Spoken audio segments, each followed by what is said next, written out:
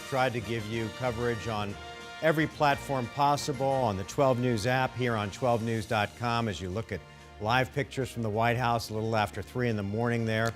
President Trump all but declaring victory a little bit earlier tonight, but of course we have a long way to go before many of these key battleground states are counted. Although President Trump does lead in many of them, nothing is final yet tonight.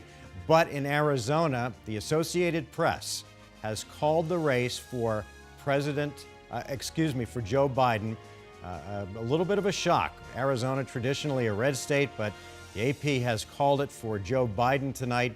The AP has also declared Mark Kelly the victory for the U.S. Senate seat over Martha McSally. That's right, and there is so much more to cover. We've been with you since about 5 o'clock or so this evening, and we're going to get ready to sign off here on 12news.com, but we want you to stay with 12 News. We've got our morning crew.